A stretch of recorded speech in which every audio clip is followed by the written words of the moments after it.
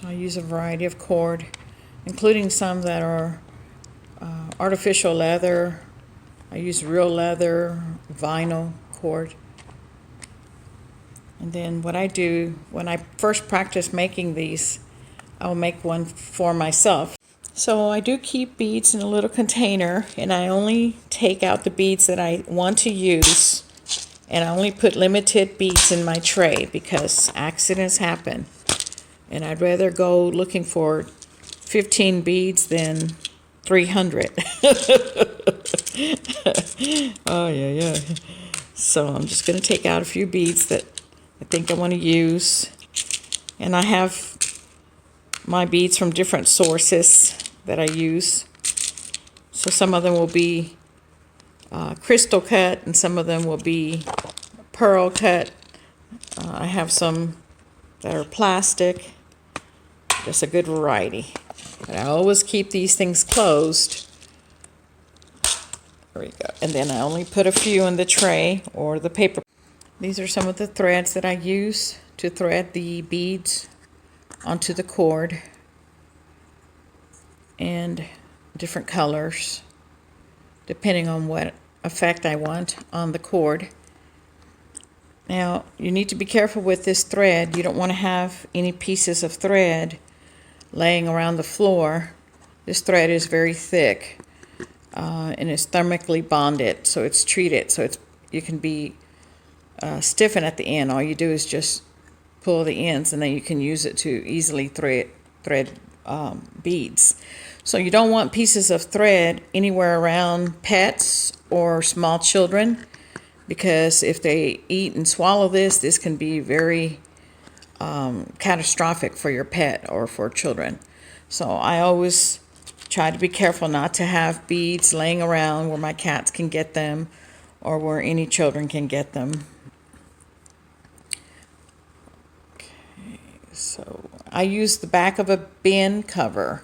So I have several bins where I store my hobbies, and I like to take the bin cover and use it.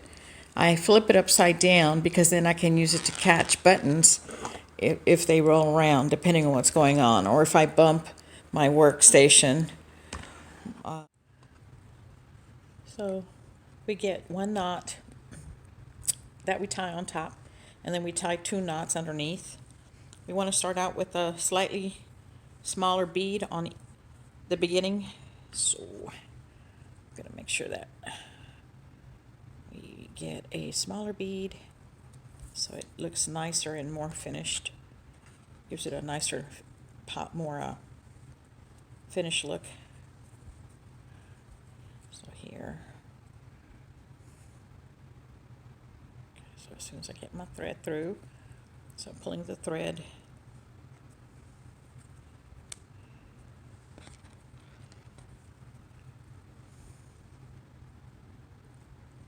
Okay, and then immediately I'm going to put the thread underneath. So the left side goes under the left cord. The right side thread goes under the right cord. And I'm going to pull this taut. I'm going to the next bead. What I generally do is try to find beads that are similar in size.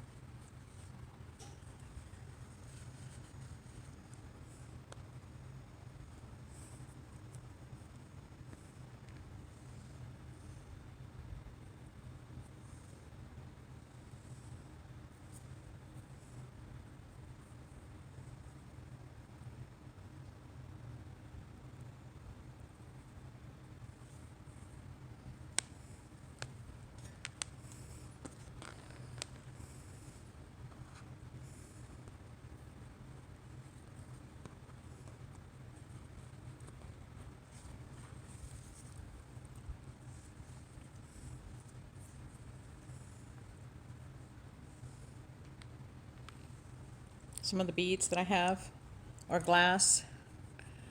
Occasionally I'll find something that's crystal cut. Other times I'll find just smooth beads.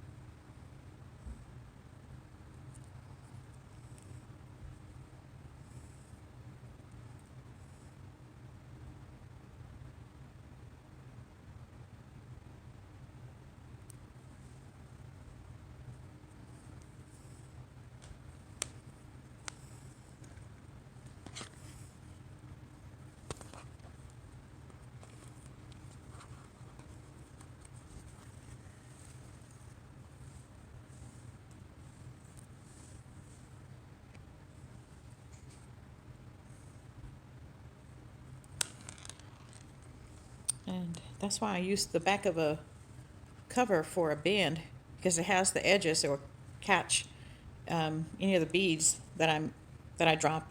When I first started doing this, I was using a clipboard, and then later I was using one of the necklace making foam pads. But I find that I can take this with me more easily, and it just does a good job.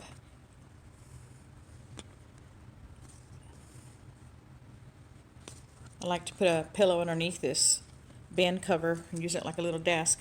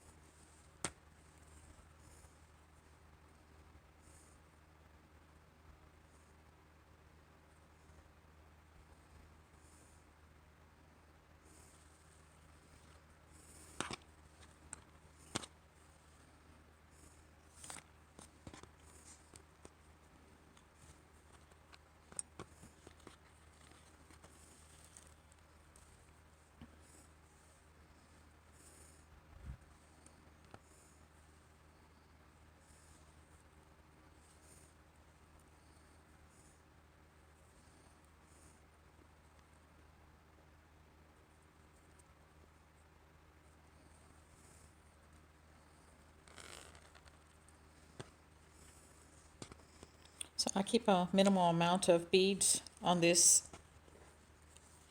bin cover that I use as a tray.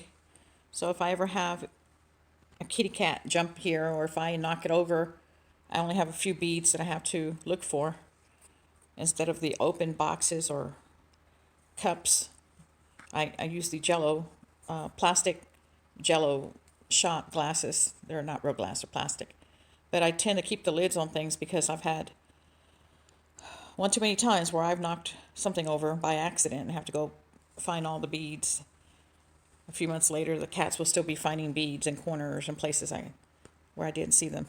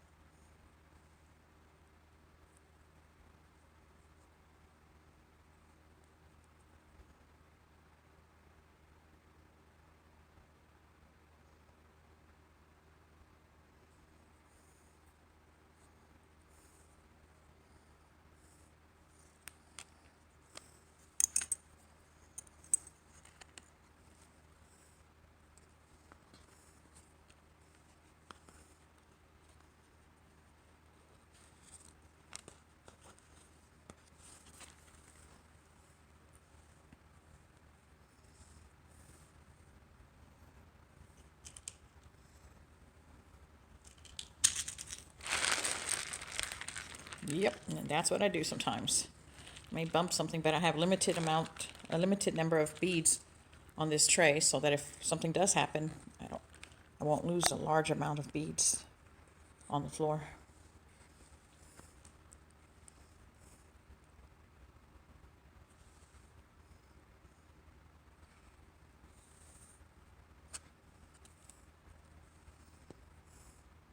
Plate whatever tray I'm working on. So I continue on with the beads, and remember that you're going in from one side and using the other thread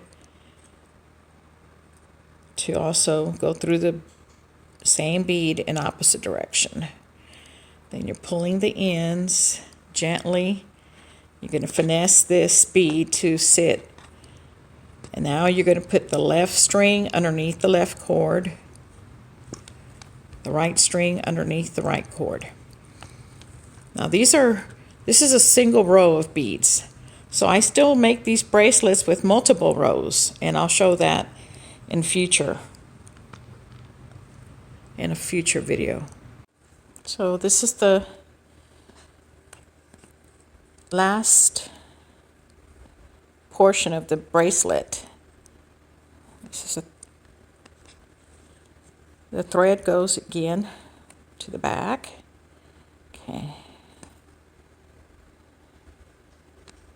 And now I'm going to attach the final bead is smaller.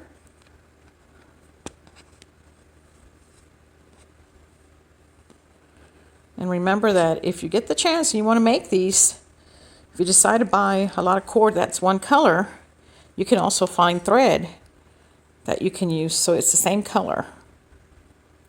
All right, so now I'm threading the smallest bead.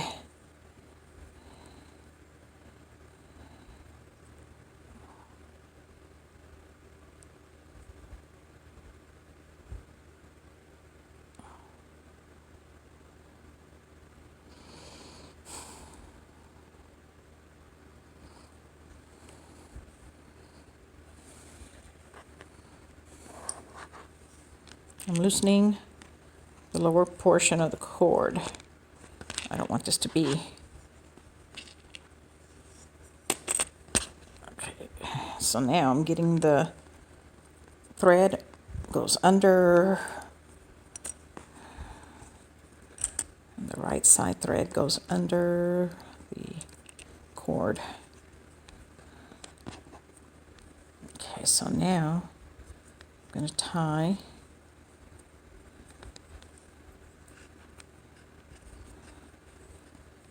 I think it's easier to tie a couple of knots on each side before I start adding the button.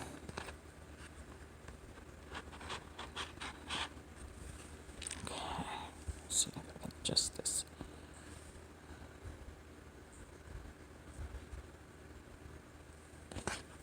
So now I'm going to flip this over, tie the thread, a couple of knots.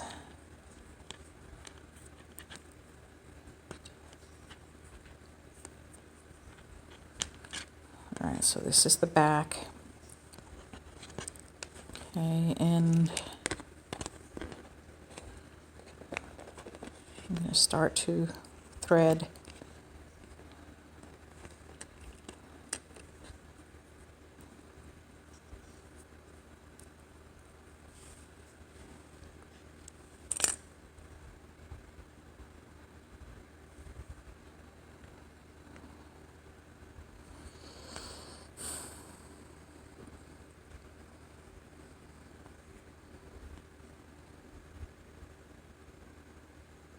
So taking this, I'm going to go through the cord and the buttonhole.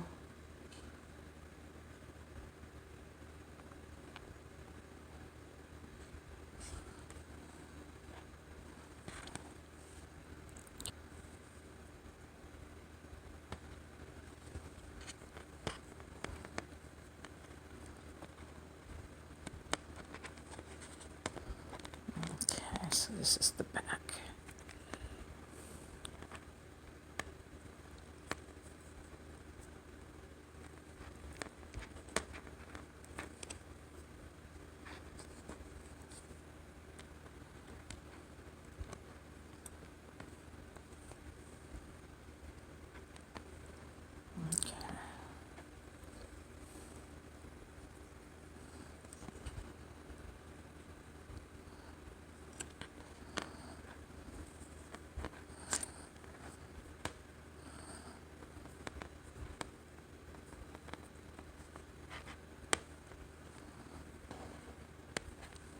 So if things get to be moving around too much, you can always secure it with the clip, like we did the first time.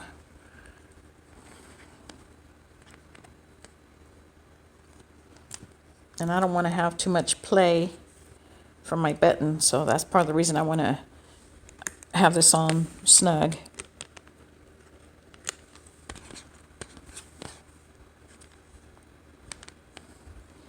Now on this, I'm using the button and the thread just to hold its place, and I'm going to go ahead and tie my knot.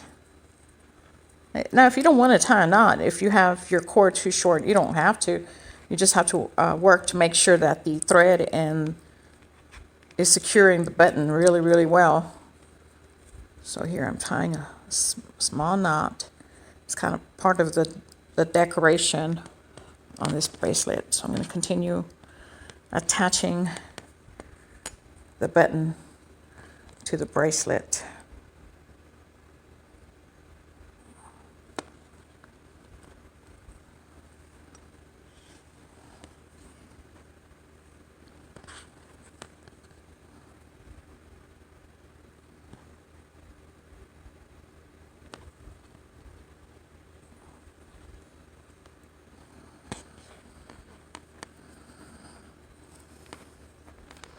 And then when I'm on the other side, secure it, pull this tight, 2 knots on this back side of it. So I do this about 5 or 6 times before I cut the excess thread off. I really want that button, that decorative button, to be secure on this cord. And even if I didn't have a knot on the cord, the button would still be fixed permanently. And you want to be careful not to have these washed. I wouldn't wash these bracelets for different reasons. If you have cord made out of fabric, you can soak up detergents and lotions and things like that. You want things to last longer. So if I ever had to, if mine got dirty, all I would do is just rinse them with some water and then put them on a, pat them dry with a towel. But if you have, again, the thread that is the same color as the cord, you may get a different look than what I have.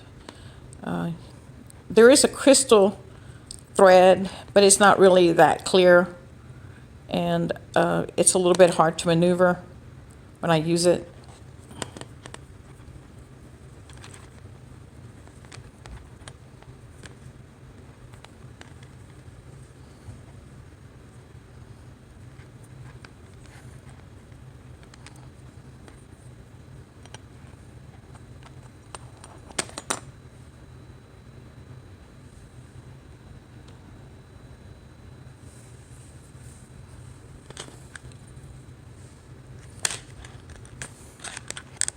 Just a longer bracelet compared to the other ones, and the design on the button is different.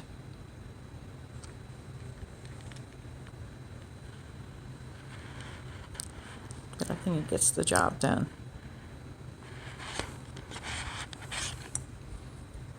Okay, so I'm going to trim the excess thread here in a minute, but this is pretty much the look for this button, for this bracelet.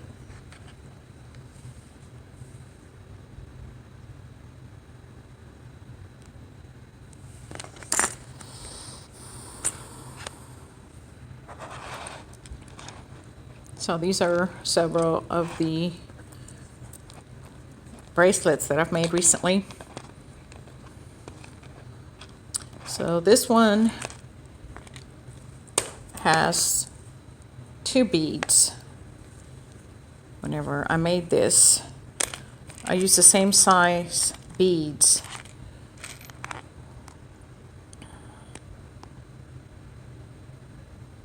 The same size beads.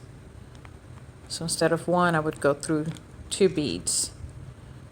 So the thread goes all the way through to 2. This thread on the left side goes all the way through, and then the same technique was done as I was doing with the single bead bracelets.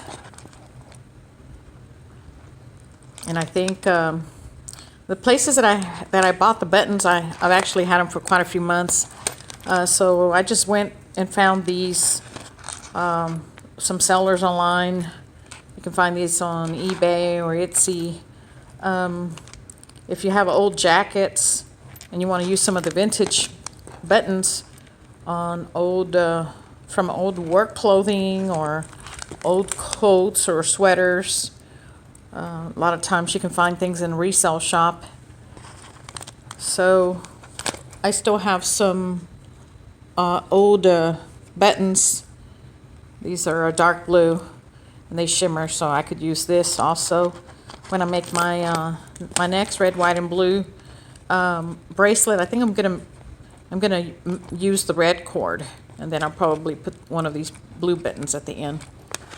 So I'm almost out of the other buttons that I had. And again, some are plastic, some are metal.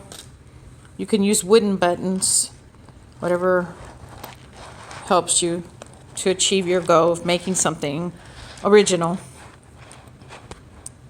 I hope this helps, and I'll make a couple of other videos later. I have to practice. This is something that I do as a hobby. It's not a job. It just helps me to focus and have something to do.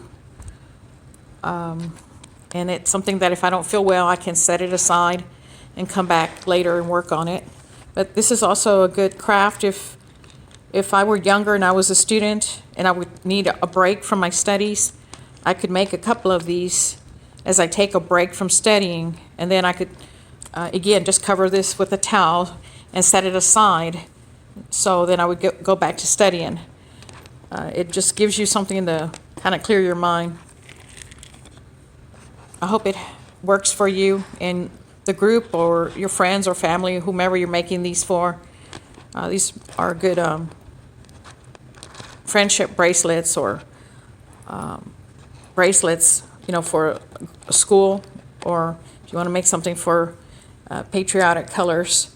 I'm a veteran, so yes, I enjoy making several crafts that have red, white, and blue, including wreaths and bracelets and earrings. All right, thank you for watching.